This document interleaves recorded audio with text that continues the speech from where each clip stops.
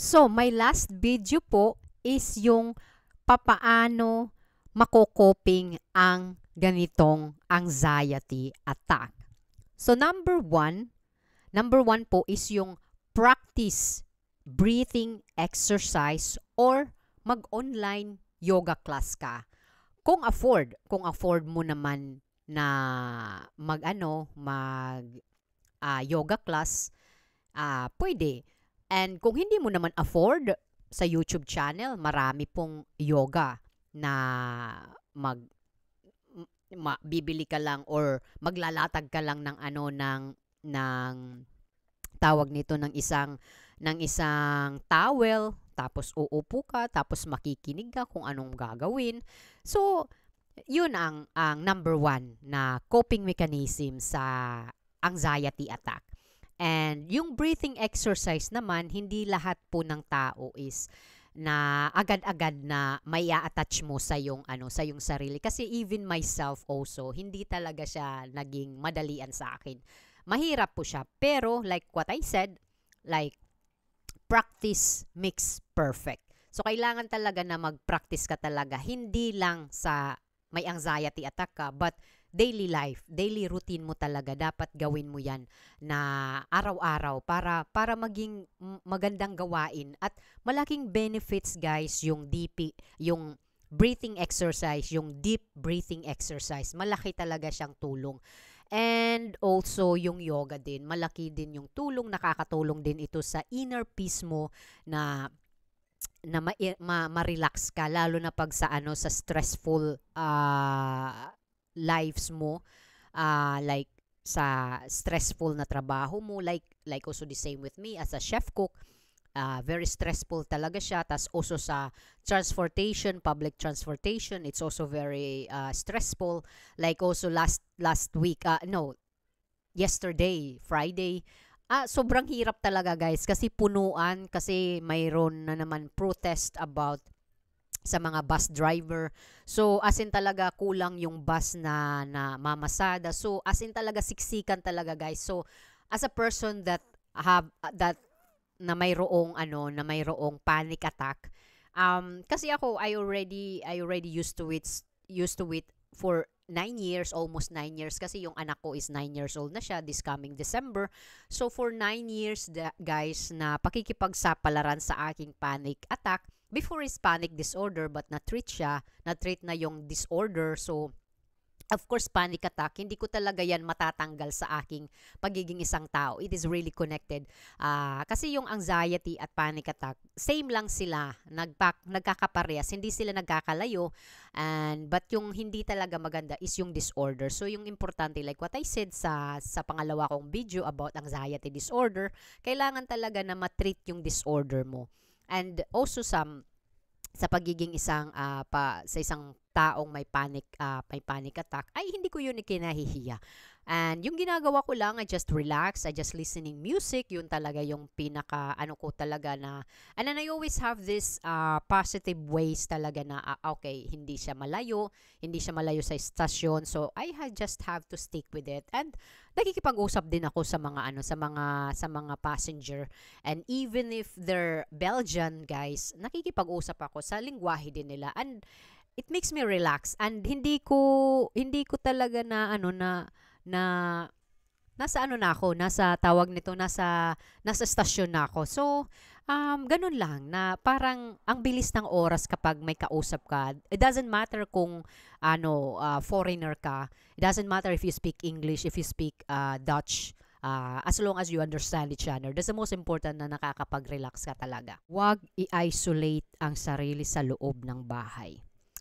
Gawin ng isang bagay na nagtutulak sa'yo na lumabas sa iyong comfort zone, tulad ng pagpasok sa trabaho kung empleyado ka, pagpasok sa school kung isa kang mag-aaral, pagsakay sa train, pagsakay sa jeep, pagsakay sa bus, paghatid sa iyong anak sa paaralan kung ikaw ay isang magulang.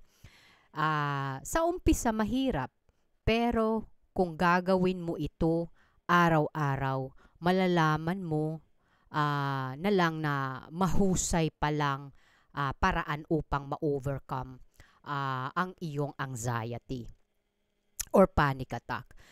Sa pamamagitan ng pagkilos at harapin ang mga bagay na kinakatakutan mo or kinakatakutan natin, sa ganong paraan makikita at marirealize mo na hindi pala ito nakakatakot gaya ng inaakala mo or inaakala natin.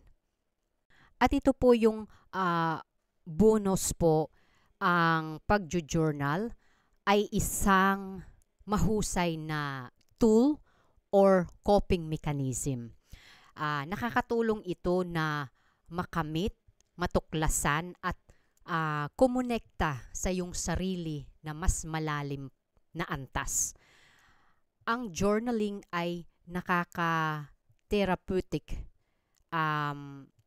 Malaking benefits ang journal sa ating kalusugang pangkaisipan. Ang pagjo-journal ay isang paraan na makakahingi ka ng tulong. Karamihan talaga sa atin ay kapag humingi tayo ng tulong sa ibang tao or sa professional or kumbaga lumapit tayo sa ating mga mahal sa buhay, first na nararamdaman natin is nagigilty tayo at natatakot o di kaya nahihiya na humingi ng tulong. Ang paghingi ng tulong po, hindi ibig sabihin na ikaw ay masama or ito ay masamang bagay. Hindi ito nakakababa sa ating pagiging isang tao. Kung nakakaramdam ka po ng labis na pagka-overwhelming or pagkalula sa iyong buhay, minsan kasi may pagkalito yung mga bagay-bagay na kumbaga nai-encounter natin sa buhay. Minsan kasi hindi tayo makapagdesisyon ng maayos. Of course kasi that is normal na may mga time talaga na mahirap magdesisyon, especially kapag may isang bagay na may masasaktan. So, yes, ang pagsusulat, yung journal talaga, this is a very big good sa isang tao, lalo na pag hindi ka very vocal na tao. So, idadaan mo na lang sa sulat. Ako, ito talaga yung nakatulong din sa akin nung kasagsagan ng aking PTSD, suicidal thoughts, and panic disorder talaga. Gabi-gabi po yan. Every time talaga na umaatake, sinusulat ko talaga kung ano yung nasa isip ko, ano yung nakakapagpabother sa aking isipan. And of course, may time talaga na you will also feel na, okay, why not? I will try something, help. Kasi doon parang parehas lang siya sa psychiatrist. Pagkaiba lang talaga is yung psychiatrist is kumbaga nandyan siya, nakikita mo siyang tao, and yung book kasi is may mga psychiatrists naman na their judgment, pero may mga psychiatrists, what my psychiatrist is, he is a very very patient person, and he really have a good ears, a good listener talaga, and I never heard anything about negative about him. Yung pinaka ina-advise talaga niya sa akin, he always said that you should try to also to break your comfort zone, na hindi mo kailangan i-isolate yung sarili mo, and of course kung hindi mo man siya magawa ngayon, you can still back out, you can still sit back and try again, as long as you try it. Hindi kasi niya ako pinupush about it, and of course me, hindi ko talaga in-isolate yung sarili ko. Kasi Kasi nga mayroon akong anak, no, kailangan ko talaga siyang ihatid sundo, and also may trabaho din ako. Syempre, because I want to help my husband also the expenses, and also nagsusuporta din ako sa pamilya. So pag hindi ako magtrabaho, syempre, and also my also needs, you know. So kailangan talaga na you should try yourself also. Kasi what's the use of going psychiatrist? What's the use of taking antidepressant pills pag hindi mo ginagawa yung parte mo as ikaw, you know. And tandaan na walang sino man ang makakagawa nito kundi ikaw at ang iyong sarili lamang. Kailangan talaga yung mahabang pasensya, kailangan talaga na gawin mo ulit-ulitin. Kailangan mo talagang, kumbaga, practice makes perfect talaga. At kailangan talaga na tiyaga. At yeah, like I said is, pasensya talaga. Kasi yung ganun talaga, makikita mo yung may pagbabago talaga. Pero kapag ina-isolate mo lang yung sarili mo, tapos puro negative lang yung pag-uusap mo sa sarili mo, kumbaga yung self-talk, puro negative, walang aanuhan, kumbaga walang pagbabago. So, anyway guys, thank you so much. I hope you like this video na hindi po ako lisensyadong psychiatrist, hindi po ako psychiatrist, hindi po ako expert. Isa po akong pasyente na naka-recover sa PTSD, suicidal thoughts, panic disorder po.